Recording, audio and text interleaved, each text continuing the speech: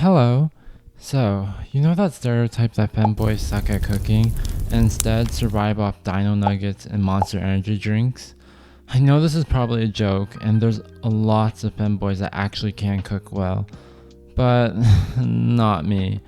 I basically live off pre-made meals, and I'm pretty dumb in the kitchen.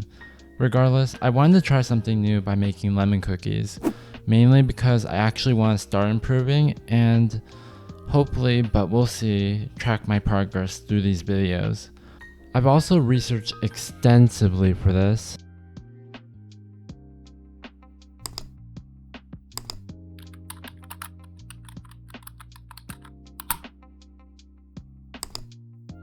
So yeah, hope you enjoy. Alright, so to start, you want to first prepare some lemon zest. I'm going to be cutting my lemon in half on my fancy new cutting board, just to make it a little bit easier to grate. I know you're supposed to technically use a zester, but I'm kinda broke and I have student loans to pay, so I'm just going to be using this $5 special from Walmart. 2 hours later. Okay, that was unnecessarily long, and I think this is good enough. I'm not going to measure it out. Next, you want to add about a cup of butter to the zest. I forgot to soften the butter, so I'm going to transfer the zest in a separate bowl and then use a smaller bowl to microwave the butter for about a minute. And yeah, give me a sec, I'll be right back.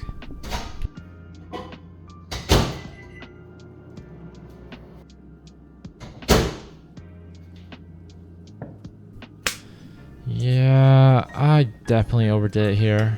I'm just gonna add the zest back in and hope for the best. Now measure out a cup and a half of white sugar and add it in with the rest of the wet ingredients. I'm only using a cup here just so that I can stay, somewhat healthy. Once that's added, mix everything together until you get a cream-like consistency. Why is mine so liquid-like still? It kind of reminds me of applesauce, to be honest. Next, squeeze out about 2 tablespoons of lemon juice into your batter. I'll be honest, I did not realize that lemons have seeds in them, so here's me rediscovering that. Please tell me I'm not the only one on this. By the way, this is also where I begin washing my hands every 5 minutes, so enjoy counting that. Now add in 1 large egg and mix all the wet ingredients together until well combined. I'd recommend you doing this slowly, or you can just see what happens. And I don't think it's supposed to look like this. I mean, there's some resemblance to the recipe photos, right? Once the wet ingredients are combined, prepare a separate bowl for the dry ingredients. I'm going to be moving all the wet stuff into a bigger bowl just so that I can avoid, making more messes later on. Alright, so for dry ingredients, you want to start off by first measuring out 3 cups of white flour. Oh shoot, I think I'm about a 1/4 cup short. Let me go check and see if my neighbor has some. Hey, hello? Yeah, sorry, I know it's 1 in the morning, but I needed a favor. Yeah, do you have any flour? I know, this is the last time, I promise. I won't ask again. Okay, what you want me to do? Get on my knees? Dude, where are you? Oh, sorry about that.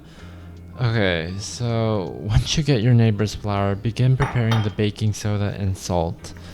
I'd make sure to accurately measure these out because adding too much or too little can greatly impact what you're making.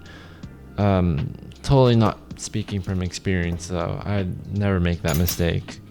Mix all your dry ingredients together, then slowly add it to the wet batter while mixing. Now, I do not have the patience to do that, so I'm just going to dump all the dry ingredients in and call that good. By the way, I don't know if you can see, but there's just powder everywhere. It's going to be a mess to clean up. Now mix your wet and dry ingredients together until thoroughly combined into a dough. Okay, I'll be honest, this is actually not as bad as I was expecting. I thought it would still be like a liquid mess or something, but it kind of turned out good.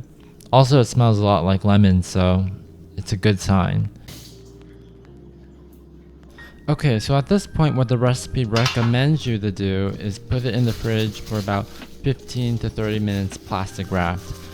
I'm going to be skipping this step because it's 1 in the morning for me, so I want to go to bed. I was also curious, like, when are you supposed to use like parchment paper for baked goods? Because I never do, and it usually turns out okay, but I have a feeling you're supposed to for certain things, so let me know, please. You can use your bare hands to roll out the dough, but I'm using gloves here because I was getting sick of washing my hands every second. Also, I do prefer flattening the dough a little bit, even though most cookie recipes just use the normal sphere. Mainly because I don't want to form like a dome shape when baking, but I don't know, I guess it depends on the batter and everything. Once ready, stick the pans into the oven at 350 for 10 to 13 minutes ish, or until they look about done. I forgot to preheat the oven, so I'm going to be waiting around a bit. I'm going to just cut to when they're done. Okay, so they're a little bit lighter than I was expecting. Here's a close-up. They don't feel bad though, so I think they're okay. I'm going to give it a try and let you know. Okay, so off the bat, they're actually pretty good. Like, it's not overly sweet, and there's definitely that lemon flavor, but I think I could have added more lemon. Maybe next time I won't cheap out and use like 2 or 3 lemons, and also add in some lemon extract since the recipe did recommend it.